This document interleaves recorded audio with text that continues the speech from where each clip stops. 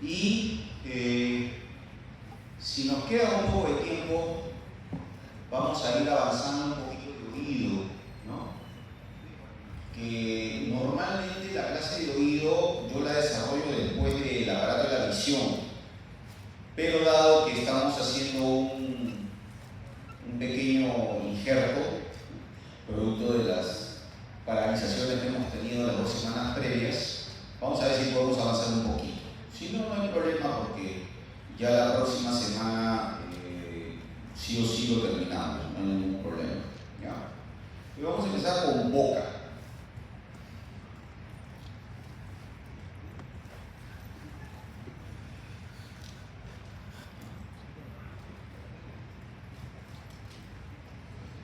Bueno, ahí ven ustedes la cavidad oral.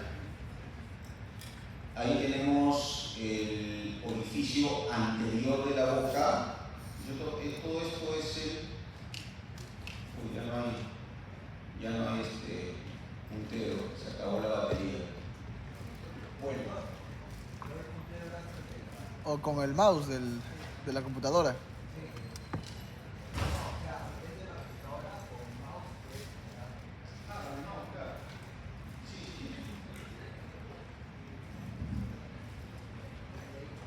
A ver, ya, este es el orificio anterior de la boca, que está delimitado por los labios, ¿no? El labio superior, el labio inferior, y este es el orificio posterior, también llamado istmo de las fauces, ¿no? Istmo de las fauces, ¿no? Ya porque lo que está detrás de este orificio posterior, ¿no es cierto? Lo que está detrás del istmo de las fauces ya viene a ser la faringe, ¿no? La faringe, ¿ok? Ahí está el orificio posterior, ¿ok?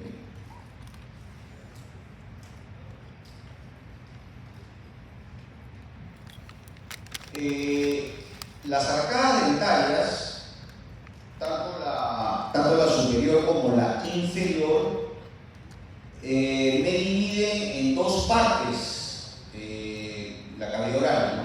La parte anterior, el vestíbulo, y la parte posterior, que es la boca propiamente dicha. Lo vamos a ver en la imagen. Ustedes tienen un corte sagital de la cabeza y ahí está el vestíbulo, ¿no? El vestíbulo son estas pequeñas hendiduras, tanto en la arcada superior como en la arcada inferior, que están por delante de la arcada dentaria, ¿no? Ese es el vestíbulo. Y lo que está detrás de las arcadas dentarias es la cavidad oral o boca propiamente dicha. ¿Ok? Fácil. Ahí está el vestíbulo y ahí está la cavidad oral o boca propiamente dicha.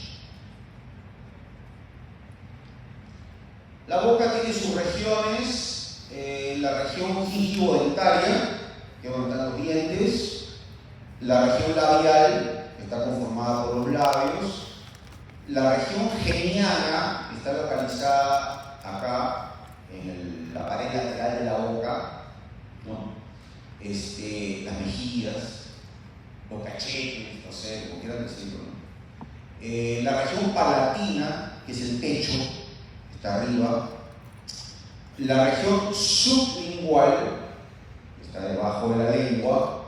Y el velo del paladar, que es justamente lo que forma parte del istmo de las fauces, ¿no? Vamos a dar una revisada así rápida, nomás, porque esto es bastante evidente. Están los dientes. ¿Cuántas piezas dentarias deberíamos de tener? 32, ¿no es cierto? 16 arriba y 16 abajo, ¿no es cierto? ¿Cómo se dividen los dientecitos? ¿Esos cuáles son? Los incisivos, ¿no? Los incisivos. 2 arriba, 2 abajo. Luego tenemos los ¿cómo se llaman los pero estos son los caninos, estaba hablando de los caninos. Ahora sí, los que vienen, ¿cuáles son? Los premolares, ¿no? 2 arriba, 2 abajo. Tenemos ahí ya los molares, o sea, las muelas, 3 arriba, 3 abajo. ¿Ok? Por si acaso, si contamos ahí los dientes, ¿cuántos son? 2, 4, 6, 8. O sea, esa es una mitad de la arcada superior, ¿no? Porque en la arcada superior tenemos 16, al igual que la arcada inferior. ¿Ya? A la última molar se le denomina pues, la famosa muela del juicio, ¿no? Más de uno debe haber tenido dificultad con esa muela, ¿no? Al momento de salir, a veces no hay espacio para que salga, hay que sacarlas. Esa es la anatomía de un diente. Ahí tenemos la corona, que es la parte emergente del diente, lo que vemos usualmente cuando nos cepillamos los dientes.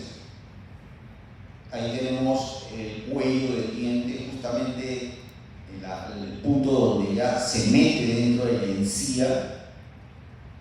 Y de ahí tenemos pues la raíz, ¿no? La famosa raíz, en donde vamos a encontrar las ramas provenientes de las arterias dentarias y también las ramas de los nervios, ¿no? Alveolares.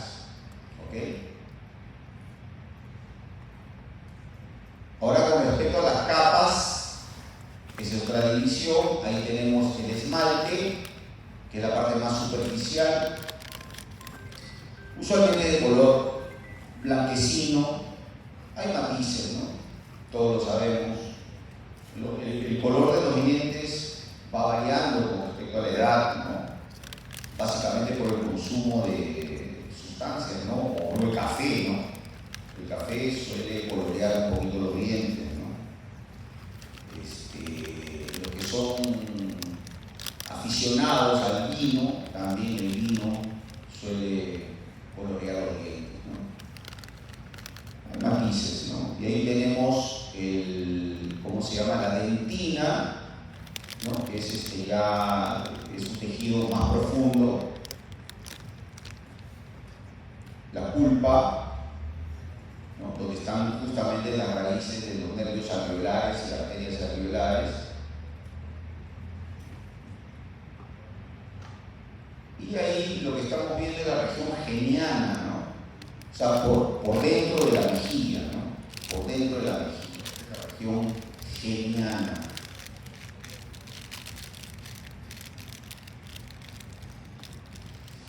Ahí lo vemos por fuera. El músculo es el músculo buccinador, ¿no? Es el músculo que vamos a encontrar en esta región geniana, ¿no? Ahí vemos el paladar. Ahí tenemos el paladar óseo, conformado por las apófisis palatinas del maxilar superior y los huesos palatinos, ¿no? Estos 4 huesos conforman el paladar.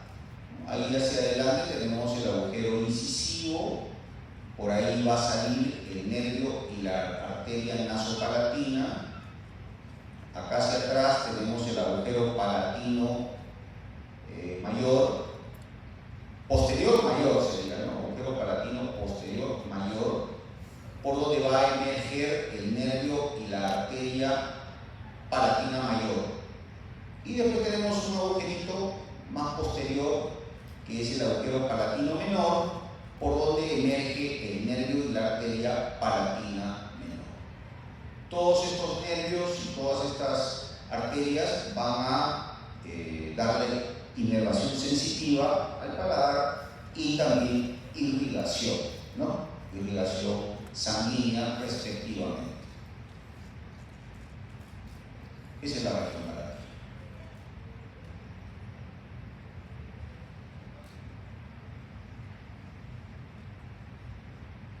Ahí lo que tratamos de ver o visualizar es el paladar. Vean ustedes, ya revestido de mucosa. Hay una serie de glandulitas submucosas ahí por debajo de la mucosa del paladar. Por eso es que esa zona se mantiene muy húmeda, ¿no? Son las glándulas palatinas. Y ahí están las arterias, ¿no? La arteria palatina mayor, que le va a dar irrigación a esta zona, ¿no? Nuevamente la misma figura del comienzo es para ver lo que es el velo del paladar. Este es el velo del paladar, ¿no? Toda la parte superior del istmo de las fauces. Y acá en el medio hay una estructura que se llama la úvula o campanilla, ¿no? La úvula o campanilla. Y hacia los lados de la úvula o campanilla tenemos un par de órganos linfáticos, ¿no? Que son las amígdalas palatinas, ¿no es cierto? Las amígdalas palatinas, que muchas veces es necesario extraerlas porque se infectan, ¿no? Están recontra infectadas, pues hay que hacerle una amidalectomía, ¿no? Sacarle las amígdalas palatinas, ¿no?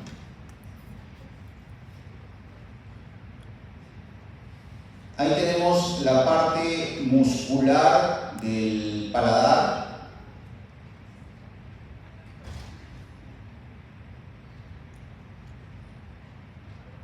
Vamos a revisar.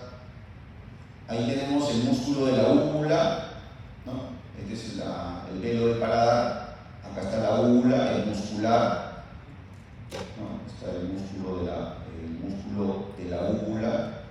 Tenemos el elevador del velo del paladar, miren ustedes, acá tenemos el músculo elevador del velo del paladar, que toma inserción en el estenoides y de ahí se va hasta la faringe, ¿no?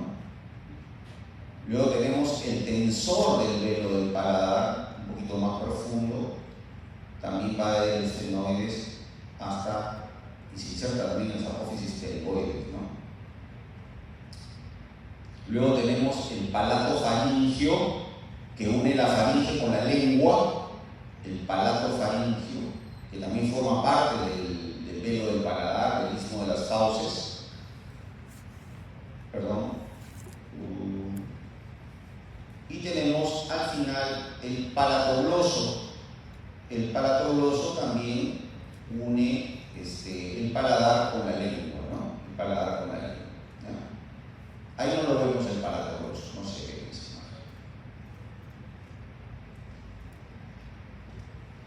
¿Qué región es esa?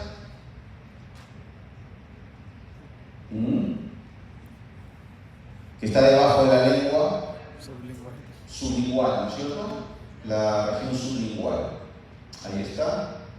Tenemos en el medio el frenillo, ¿no? Es como una membranita, es un pequeño ligamento que une la lengua al piso de la boca, ¿ok? El frenillo. A veces hay niñitos que no pueden hablar bien, no se les suelta la lengua, ¿no? Entonces van al médico y el médico detecta que tienen un frenillo muy extenso, ¿no? Entonces hay que cortarlo un poquito, ¿no? El frenillo de la lengua. Ahí tenemos el pliegue fimbriado, que es una irregularidad de la mucosa sublingual. Y ese pliegue fimbriado se debe a la presencia de la arteria, ¿no? Bueno, ahí tenemos la papila sublingual. La papila sublingual es la desembocadura de la glándula sublingual, ¿no? Recuerden ustedes que hay tres glándulas salivales, ¿no? La parótida, la submaxilar y la sublingual. La sublingual tiene varios conductos, ¿no? No solamente es uno, pero acá está resaltando uno en particular y se le toma el nombre de la papila sublingual. Esa es la región sublingual. Acá tenemos pues la arteria y la vena lingual, ¿no?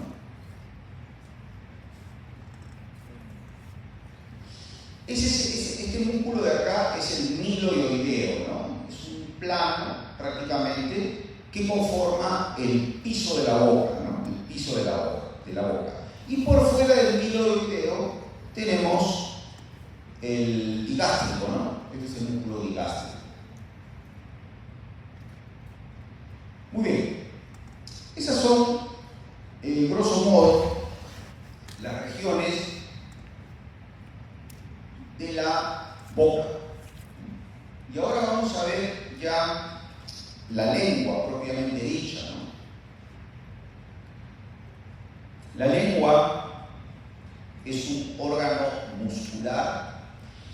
está en la parte central del piso de la boca, cuya función es la deglución, también modula el habla y obviamente los sabores, ¿no? La degustación. Porque sobre la superficie de la lengua tenemos unos órganos sensitivos que se llaman papilas gustativas, ¿cierto? Ahí vamos a sentir los sabores, el sabor dulce, el sabor salado, el sabor amargo, ¿no? El sabor ácido, ¿no? Ahí vamos a encontrar esas estructuras, papilas gustativas. La parte de la lengua tenemos una base que está en la parte posterior, una punta que se va hacia adelante y es móvil, ¿no? La punta de la lengua es móvil. Tenemos un segmento anterior, que es el segmento oral, también llamado presurcal, y tenemos un segmento faríngeo o segmento posterior, que es el segmento postsurcal. O sea, tanto el oral como el faríngeo están divididos por un surco, por eso se le llaman presurcal y postsurcal. Y tenemos una superficie inferior que mira hacia abajo al piso de la boca.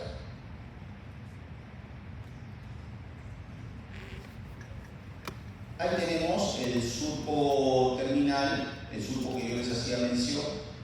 Quizá el surco, acá esta flecha no está bien puesta, el surco terminal es este de aquí, un poquito más abajo. Y acá lo que está señalando la flecha es el segmento postsurcal o segmento faríngeo, ¿no? Ahí hay un pequeño error de la flechita debe estar un poquito más abajo.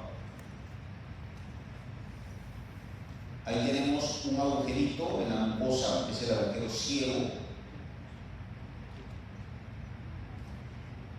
Y ahí tenemos el surco longitudinal. Esto ya es el segmento presurcal, está delante del surco, o segmento oral, ¿no? Acá en el medio hay un surco longitudinal.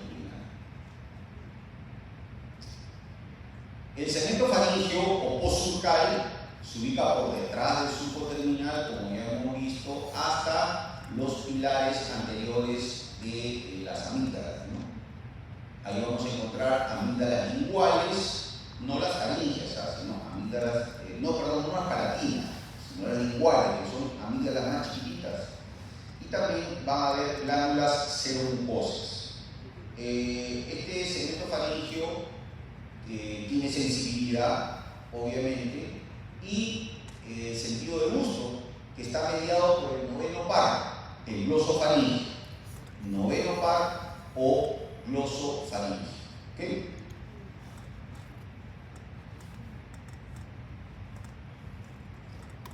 Ahí está, ese es el segmento faríngeo o postsurcal. Hay glándulas submucosas, hay amígdalas linguales y también podemos captar el sentido del gusto. No es tanto como la parte anterior de la lengua, no es tanto como el segmento oral de la lengua, pero también hay captación del gusto a nivel del segmento faríngeo o postsurcal, pero esto es mediado por el noveno par. Ahora, dato adicional, no lo he puesto en las diapositivas. El paladar también tiene sus botones gustativos. El paladar, ¿ok? Entonces, también se capta algo del sabor a través del paladar. Pero esa captación del sabor está mediada por el décimo par. El décimo par. O sea, el décimo par en parte también es sensorial, ¿ok? Con respecto al sentido del gusto.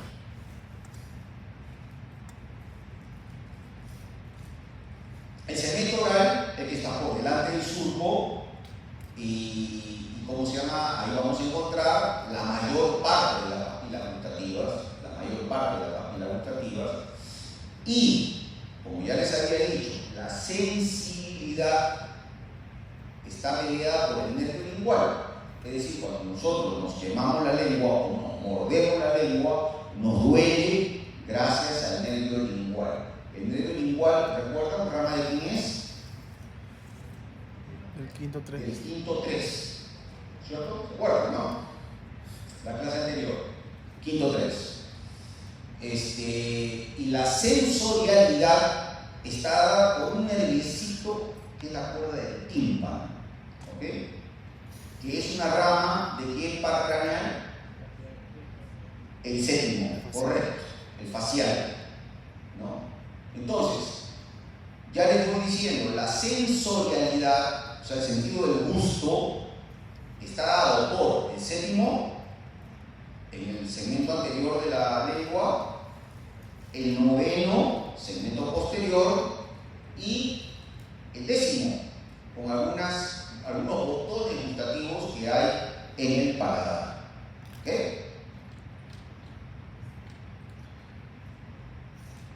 Ahí tenemos nuevamente el esquema de la lengua, segmento oral o presurcal, ya lo hemos mencionado. La lengua es un órgano netamente muscular, es puro músculo la lengua, ¿no? Y tiene músculos extrínsecos y músculos intrínsecos, ¿no? Son 20 músculos de la lengua, 20. Por eso es que cuando uno beneficia a un ganado, básicamente la res, pero no sé cualquier tipo de animal, la lengua se consume, ¿no? La lengua se come, es puro músculo, es pura proteína, ¿no? A ver, quiero hacer un sondeo. Levante la mano quien ha comido lengua alguna vez en su vida. Mamá, levante más. Claro, un porcentaje. Okay. Ahora, levante la mano a aquellas personas que les gusta la lengua. Nada menos. Sí, bueno, para mí la lengua es deliciosa. La lengua de la res, por si acaso, de las vaquitas.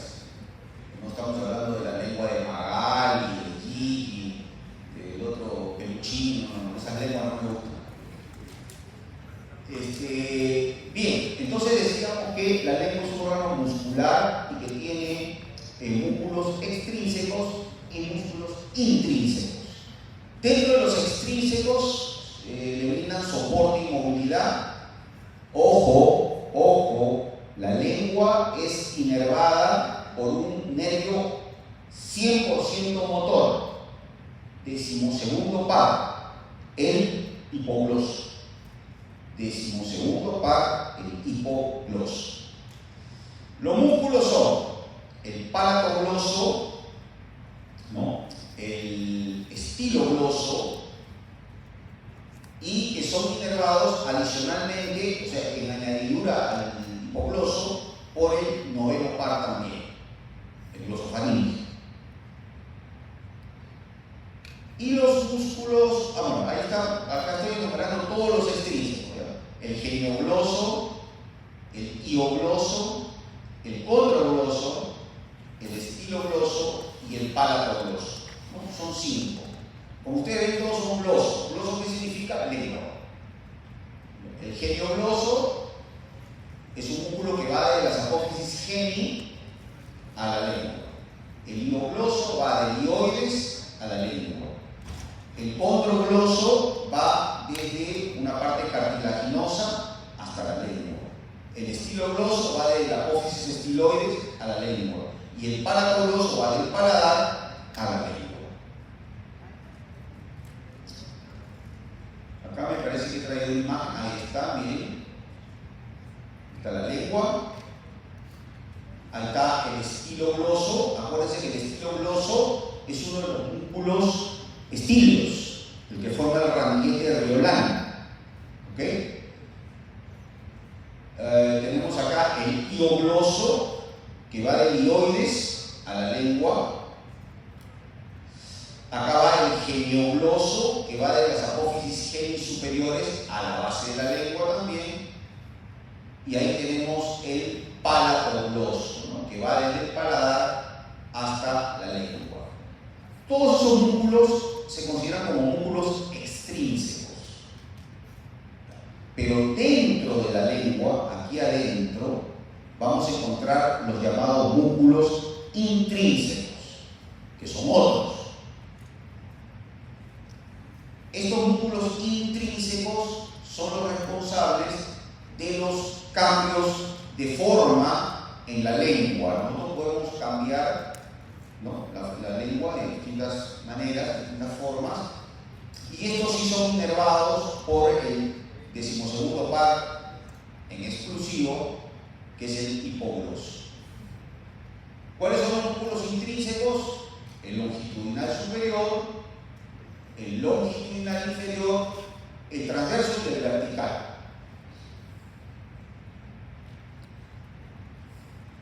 A ver, vamos a ir.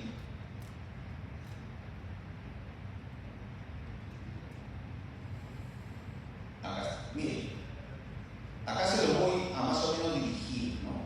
Porque acá no los veo. Miren, este músculo de acá va por arriba. Claro, está debajo de la mucosa, obviamente. Viene a ser el longitudinal superior.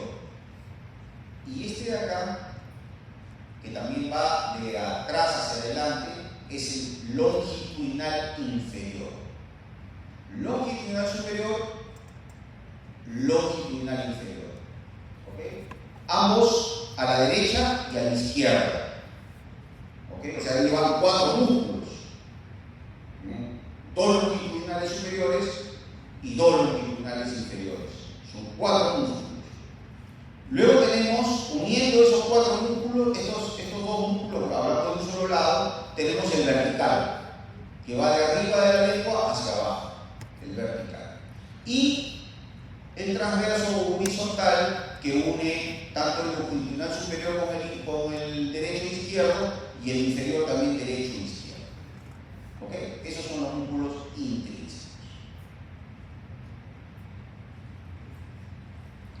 ¿Quién irriga a la lengua? La arteria lingual, ¿no?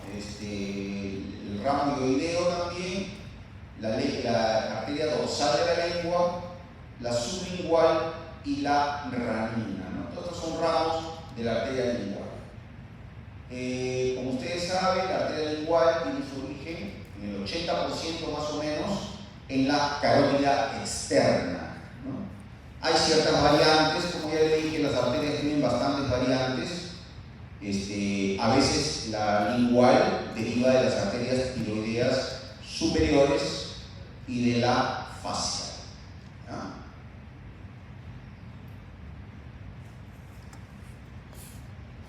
Ahí tienen ustedes la arteria lingual, como ya ustedes saben, en rama de la carótida, pero con sus variantes, ¿no? Pueden haber algunas variantes. Ahí está la arterita, la dorsal de la lengua. Ahí tenemos otra, que es el ramo ilioideo. Ahí tenemos la sublingual, que va por debajo, casi en el piso de la boca. Y ahí tenemos la ranina, ¿no?, que es la más evidente, ¿no? Ese pliegue fimbriado que está en la mucosa sublingual se debe a esta arteria ranina, que quizá de todas las ramas es la más importante, ¿no? Pero también es rama de la sublingual.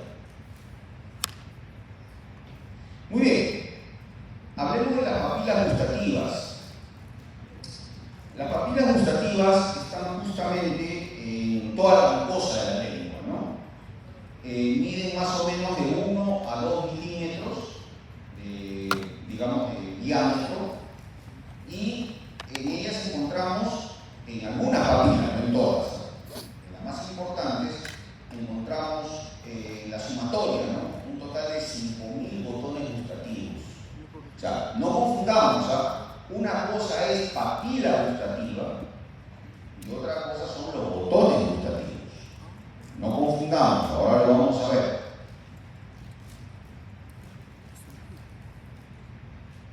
Las papilas son foliáceas que tienen forma de hoja. Tenemos las caliciformes que tienen forma de cáliz. Las fungiformes, que tienen forma de honguito, y las filiformes, que son muy delgaditas, que parecen pelitos. ¿Cuáles son las más importantes? Las caliciformes. solamente son entre 8 y 12. Las fungiformes, que son un poquito más numerosas, en segundo lugar, y las foliáceas en tercer lugar, y las filiformes prácticamente no tienen botones gustativos. Acá vemos, por ejemplo, esta es una caliciforme típica. Ven ustedes que tiene forma de cáliz, o sea, forma de copa, y acá en la superficie interna vamos a encontrar los botones gustativos. Estos puntitos cremitas son los botones gustativos. Acá tenemos una fungiforme, vean ustedes, esta es una fungiforme, forma de honguito. Y acá tenemos un montón de pelitos que son las filiformes, ¿no? Las filiformes. Acá está, miren, esta es una fungiforme, forma de hongo, tiene sus papilas gustativas, poca cantidad. Acá tenemos las foliáceas, ¿no? Que también tienen su forma de hoja y tiene sus botones gustativos. Y acá tenemos las caliciformes, ¿no? Que son las que más botones gustativos tienen, ¿no? Esa es la forma que tienen al corte, ¿no? Esta es la fungiforme, la foliácea y la caliciforme. Entonces, vamos a ver que el responsable de la captación de los sabores es el botón gustativo, que son aquellos que se encuentran dentro de la papila gustativa. Es el botón el responsable de la captación del sentido del gusto. ¿Okay?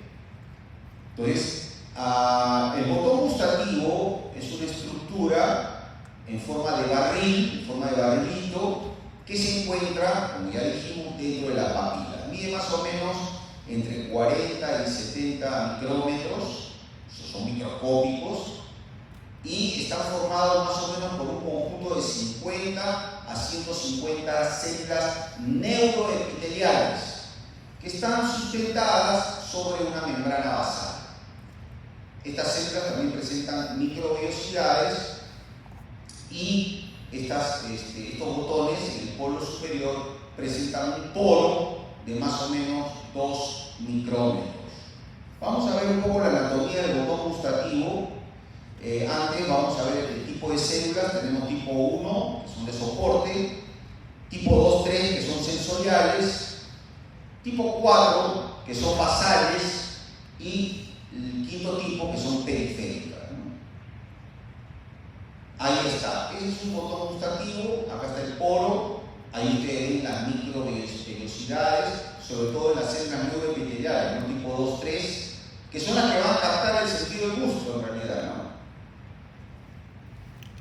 Tipo 1 soporte, tipo 2, 3, que son las neurosensoriales, las basales, tipo 4, y las tipo 5, que son las periféricas, ¿no?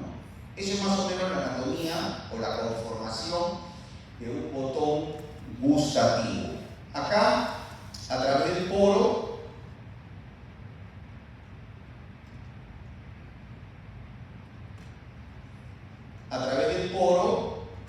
ingresan las sustancias alimenticias, ¿no? Y acá generan potenciales de acción, sobre todo en las células sensoriales, ¿no? La 2, 3. Y esos potenciales de acción son llevados a través de fibras nerviosas que alimentan a los nervios, el séptimo, ¿cierto? 2/3 anterior de la lengua, el noveno tercio posterior de la lengua, y en el paladar algunos poquitos botoncitos gustativos que van al 10º par, ¿no? O sea, es una inervación sensorial compartida. Ahí tienen ustedes la lengua, la distribución de las papilas. Básicamente, acá en el surco tenemos las caliciformes, hacia los costados, en la base, tenemos las foliáceas y después las fungiformes, ¿no? Las filiformes no las mencionamos porque en realidad funcionalmente no tienen mucha importancia, ¿no? Ahí están las caliciformes, ahí tenemos las foliadas o foliáceas, y ahí tenemos las fungiformes, ¿no? Muy bien, vamos ahora a describir un nervio importante, que es el nervio glosofaríngeo o noveno par. El trayecto, tenemos un trayecto intracraneal que va dentro del encéfalo, atraviesa el agujero rasgado posterior conjuntamente con el décimo y el decimoprimer par y la vena, el inicio de la vena yugular, ¿no? Tenemos un trayecto subparotidio que pasa por la parte profunda de la glándula parótida.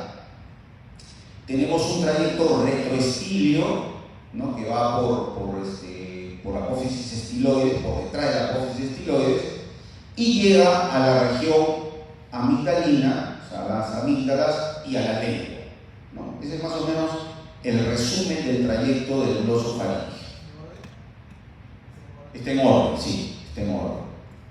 Sus ramas colaterales tenemos el nervio de Jacobson, el nervio del estilofaringio, el nervio del estilogloso y palatogloso, que son ramas motoras que van a esos músculos que se mencionan ahí, los ramos faringios, los ramos carotidios y la rama amigdalina, ¿no?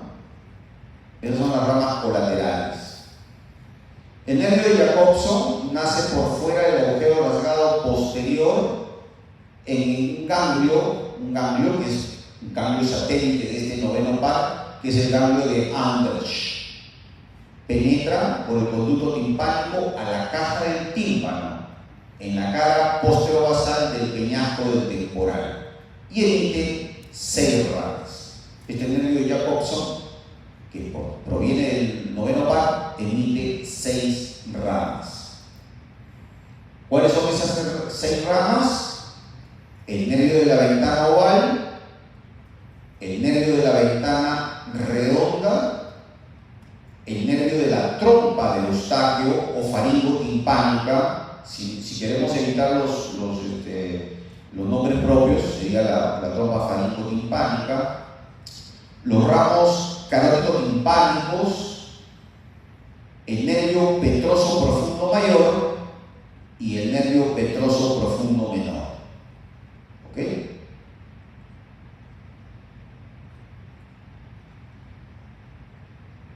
Este es el noveno par.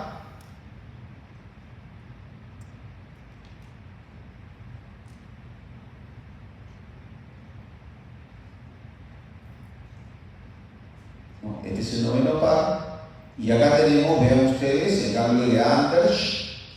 Y ahí salen, ¿no?, las ramitas para la ventana oval, para la ventana redonda, para la trompa faringotimpánica o trompa de Eustaquio, los ramos carótico-timpánicos, y tenemos acá los nervios petrosos, ¿no? Los nervios petrosos, el profundo mayor, el profundo menor, y básicamente son esas las ramas de este nervio llamado nervio de Jacobson, que sale justamente del ganglio satélite, que es el ganglio de Andersch.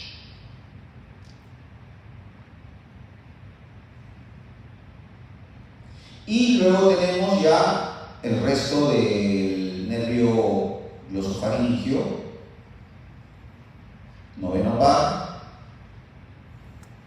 Esta es una rama anastomótica o ramas anastomóticas para el décimo par, son ramas simpáticas que también salen del ganglio de Andersch.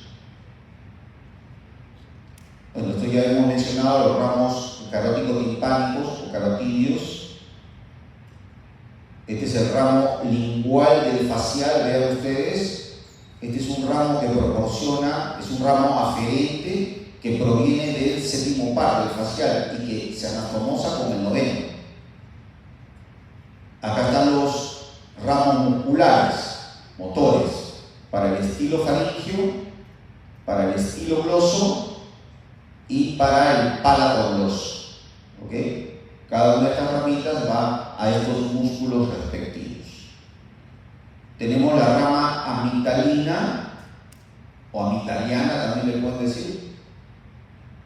Tenemos unos ramos que van a la faringe, plexo faringeo, y esta es la rama terminal del noveno par. ¿A dónde va? Al tercio posterior de la lengua, ¿no? Esta es la rama terminal del noveno par o gloso faringeo.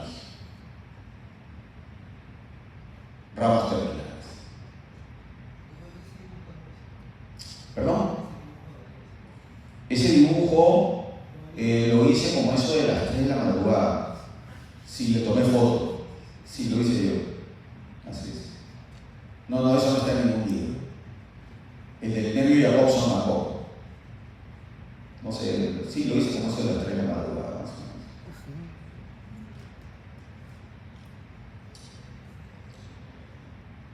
Muy bien, chicos. Vamos a aprovechar unos minutos más para ir avanzando con lo que es parte de la última clase. Normalmente yo hago órbita y oído en una sola clase, pero el día de hoy les he anexado las diapositivas de oído. Vamos a avanzar hasta donde podamos, y de tal forma que ya para la última clase nos queda órbita y un poquito menos de oído. ¿Okay? ¿Estamos de acuerdo? Listo. Cerrado. El oído, obviamente, como ustedes saben, es el órgano que percibe los sonidos y regula el equilibrio. Entonces, desde ahorita tenemos que manejar un concepto. Para mí, el octavo par son los nervios. La rama coclear, que es por donde se captan los sonidos, y la rama vestibular, que es por la cual se captan los estímulos del equilibrio, los estímulos propioceptivos.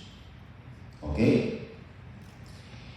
¿Y de dónde recoge esta rama vestibular estos estímulos del equilibrio? Del laberinto membranoso. De ahí es donde viene la famosa enfermedad de la laberintitis, ¿no? Yo veo pacientes todos los días en el hospital, sin excepción, excepto el domingo, ¿no? De lunes a sábado yo soy hospital. Y yo tengo muchos adultos mayores que padecen de vértigo paroxístico y de laberintitis. Entonces, cuando uno les menciona, señor, usted tiene, o señora, tiene una laberintitis, no te crees. ¿Qué es eso, doctor? Me dice. Le digo, es una inflamación del laberinto. ¿Laberinto? ¿Y qué cosa es el laberinto? Es un laberinto que tienen ustedes dentro del oído. ¿Ok? Pero a veces son un poco renuentes a creer. Vamos a ir viendo un poquito eso, ¿no? El oído anatómicamente se divide en oído externo. A ver, por favor. El oído externo llega hasta el tímpano. A partir del tímpano ya entramos en el oído medio o caja del tímpano. Y después de la caja del tímpano viene el laberinto, ¿no es cierto?, que es parte del oído interno. Es decir, el oído externo es el conducto auditivo externo. El oído medio es la caja del tímpano. Y el oído interno es el laberinto óseo y laberinto membranoso. Facilito. El oído externo va desde el pabellón de la oreja y está conformado por el conducto auditivo externo hasta el tímpano, hasta la membrana timpánica. El pabellón, como ustedes saben, está situado por detrás de la articulación temporomaxilar o temporomandibular. Tiene dos circunferencias, ¿no?, que la vamos a ver, y posee eminencias y depresiones. Los planos tenemos piel, celular subcutáneo y cartílago elástico, ¿no? Pabellón auricular está formado por cartílago elástico, ¿no? Por eso que antiguamente, y digo antiguamente porque yo creo que ahora ya eso ya está penado, ¿no? Nuestros padres, nuestros abuelos, hablo de la gente de mi generación, nos jalaban de las orejas, ¿no? Cuando hacíamos algo incorrecto, ¿no? Y ahí se evidencia cuando traccionamos que es un cartílago elástico, ¿no? Ahora si le hacemos eso a nuestros hijos, nos denuncian, pues, nos meten a la cárcel, cosa seria. Ahí está, ese es un pabellón auricular. Esta anatomía del hélix, el antihélix que vamos a ver ahora, es justamente una anatomía especial para que se puedan captar los sonidos. ¿Ok? En teoría, los músculos auriculares, el medio, el anterior y el posterior, deberían funcionar, ¿no? Sino que ya conforme hemos evolucionado, la raza humana se ha perdido esa facultad. Pero si tenemos mascotitas en casa, perritos, básicamente donde yo lo aprecio mejor, vemos que los perritos cuando quieren captar un sonido, paran sus orejitas, ¿no es cierto? Ellos sí no han perdido la facultad de los músculos auriculares. A ver, levante la mano, ¿quién tiene mascotas así? ¿En casa? Ya. ¿Alguno de ustedes tiene un bulldog francés? ¿Un Frenchie? ¿Nadie? Yo soy el único, ¿no? Yo tengo mascota, un Frenchie. Ese es el hélix, ¿no? Es la curvatura más externa, y ese es el antihélix, ¿no? Ahí tenemos el trago y el antitrago. Ese es el canal del hélix. Y lo de abajo, ¿cómo se conoce? Acá donde normalmente se ponen los aretes. El óvulo. Aunque ahora aretes se ponen en todo sitio, ¿no? Pero clásicamente es en el óvulo, ¿no? Y antes el óvulo era perforado, de preferencia cuando eran bebitas, ¿no? O sea, era para las mujercitas, ¿no? Para ponerle su aretito. Ahora aretitos se pone todo el mundo, ¿no? Hombres, mujeres, ¿ya? Hay que perforarlos a todos ahora, ¿ya? Muy bien. Es la moda, pues, tiempos modernos. Ahí tenemos otra fosita, que es la fosita navicular. Y esa es la parte más profunda del pabellón, que es la concha, ¿no?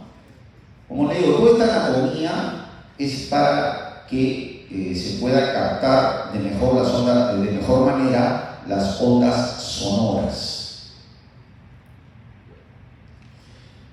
Ahí está la escotadura intertrágica, ¿ya? Porque está entre el trago y el antitrago, ¿no? Muy bien. De ahí, ya pasando el pabellón auricular, entramos a lo que es el conducto auditivo externo. No es rectilíneo, es un poquito orientado hacia adelante, es de circunferencia oval. Tiene más o menos una longitud de 24 milímetros, o sea, más o menos 2 centímetros y medio, ¿no?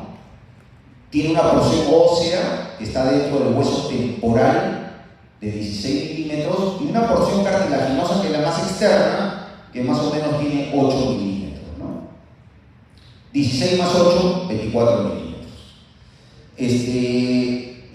Sano consejo, no introduzcan los famosos hisopos en el conducto auditivo externo. Eso no es correcto, porque a uno se le puede pasar la mano y puede inclusive llegar hasta el tímpano, ¿no? ¿Perdón?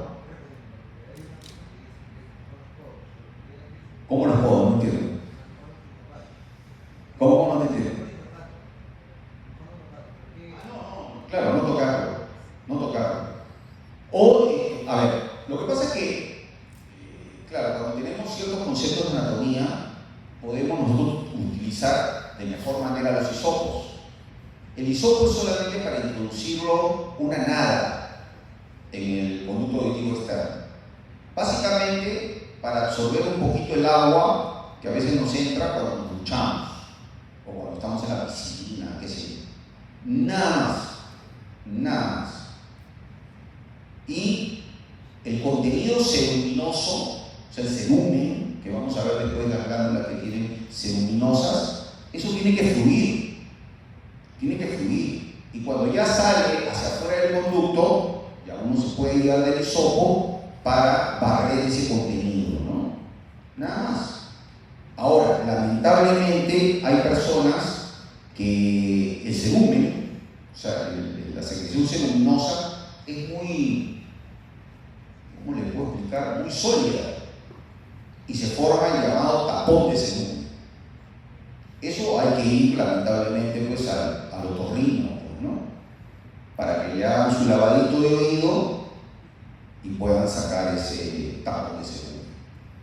Pero si uno introduce el hisopo, ¿qué va a conseguir? Que el tapón se meta más, ¿no? Por eso que no tiene ningún sentido. Salvo que se introduzca solamente un poquito, unos cuantos milímetros, para secar y barrer todo el contenido ceruminoso que sale por el conducto, ¿ya? Bueno, entonces este conducto auditivo externo tiene dos orificios, ¿no? Uno de entrada y el otro que es prácticamente donde está la membrana timpánica, ¿no? Que está en el fondo. Tiene 4 paredes, una superior, una inferior, una anterior y una posterior.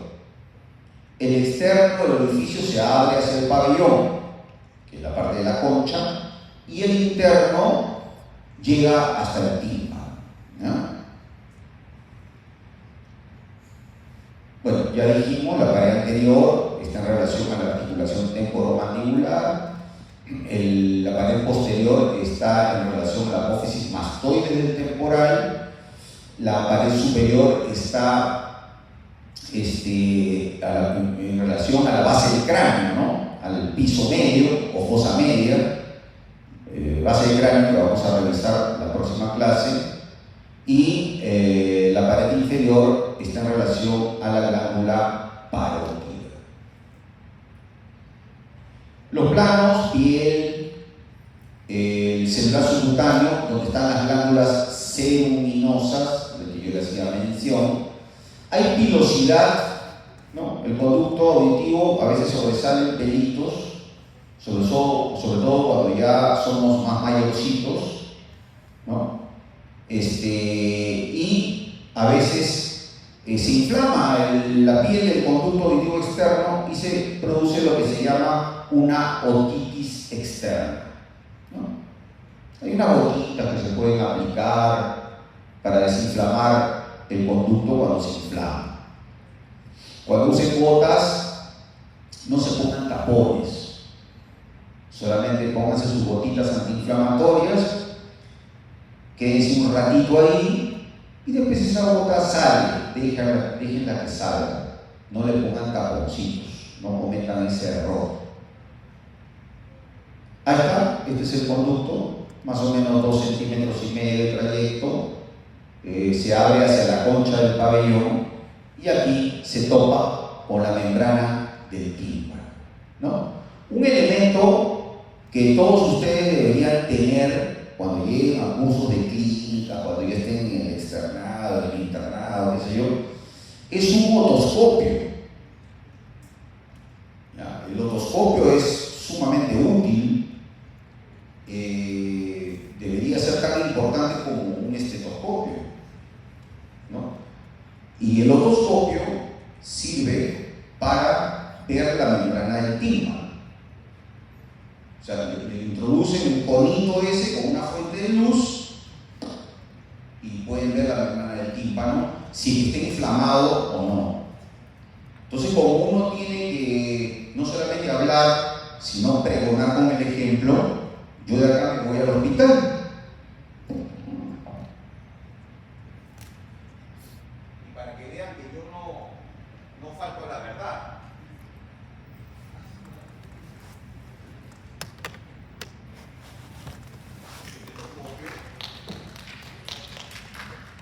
Y acá está mi Ah, ¿qué pasa? ¿Qué pasa? Y con eso podemos diagnosticar de repente una otitis externa o una otitis media y le aliviamos al paciente el calvario que a veces tiene que sentir o que sufre, mejor dicho, cuando uno lo deriva al otorrino. Porque lamentablemente en el sistema de salud en que vivimos, las citas son muy prolongadas, muy diferidas, ¿no? Y el otorrino al paciente lo ve pues, tarde o nunca, ¿no? Entonces, nosotros como médicos que hacemos consultorio de medicina, o en mi caso que yo veo bastantes adultos mayores, es mejor tener todos sus implementos y aliviarle ese problema a los pacientitos, ¿no? Sobre todo los mayores, ¿no? Entonces acá tenemos, ya le mostré conducto auditivo externo, esto es lo que se llena de sebumen a veces, y cuando ese sebumen es duro, compactado, entonces hay ciertas dificultades, ¿no? Hay que hacer un lavadito de oído. El lavado de oído es algo muy sencillo, o sea, el médico general, el médico internista lo puede hacer perfectamente, ¿no? Pero normalmente lo derivan al otorrino, ¿no? Muy bien. El oído medio, o caja del tímpano, ¿no? Ahí vamos a encontrar básicamente el contenido, son músculos y huesecillos.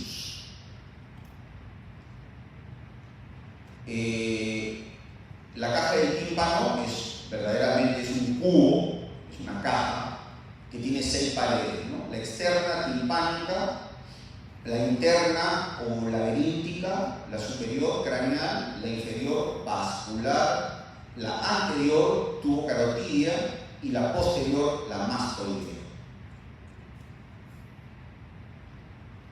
La pared externa es la que vamos a encontrar la membrana del tímpano o miringe, tiene más o menos un diámetro de 1 centímetro, forma circular. El grosor del tímpano es solamente 1 milímetro, imagínense, ahí están las 3 capas germinativas, ectodermo, mesodermo y endodermo. Y esta pared externa tiene plano, ¿no? Cutáneo, fibroso y mucoso. Ahí están las 3 capas germinativas. Cutáneo hacia afuera, fibroso en el medio y mucoso mirando a la caja del tímpano hacia adentro. Acá está la membrana timpánica. Esta es la caja del tímpano. La pared superior, que prácticamente está colindando con la base del cráneo, la pared externa o timpánica, hacia adentro la laberíntica, porque colinda con el laberinto membranoso, el laberinto óseo, ¿no? Los huesecillos son 3, el martillo y el yunque y el estribo. En ese sentido, si yo quiero hacer una cápite, yo no sé si en la práctica habrán visto los huesecillos, porque creo que sí tenemos huesecillos ahí en el almacén. Habría que hablar con los profesores para que se los muestren, pero para sacar huesecillo hay que entrar por la base del cráneo.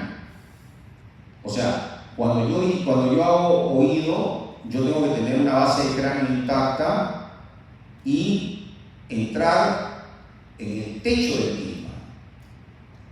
¿Cuál es el techo del tímpano? En la base del cráneo. ¿Cómo se llama el techo del tímpano? Que está en el hueso temporal. Es el tegmen tympani. Es una parte un poquito elevadita, ¿no? Que está cerca de la laminitis arcuata, y ahí con un clavito y un martillito tengo que hacerle orificio al hueso para poder extraer a los huesecillos, al martillo, al yunque y al estribo. Ahí está el martillo, el yunque y el estribo. ¿Ah?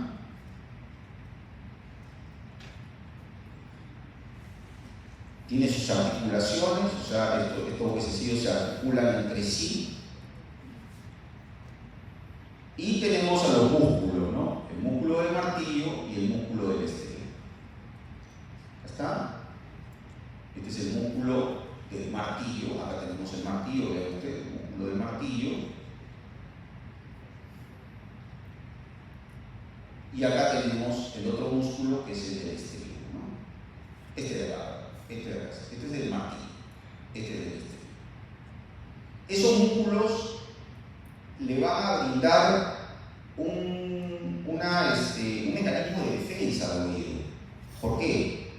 Porque cuando nos suenan ruidos muy estruendosos, estos músculos se contraen como a manera de mecanismo de defensa para que la membrana del tímpano no vibre tanto.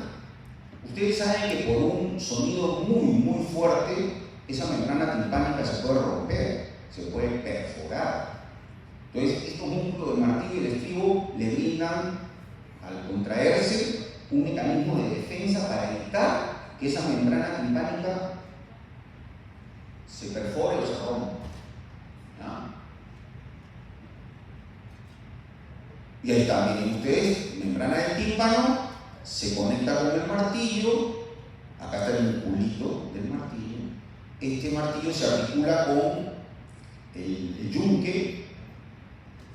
Y el yunque se articula con el estribo y acá está el musculito del estribo, ¿no? Si vienen ondas sonoras muy fuertes, automáticamente estos músculos se contraen para retrotraer al tímpano y protegerlo, ¿cierto? Esa es un poco la idea de estos músculos del martillo y del estribo. Porque al final, la onda sonora,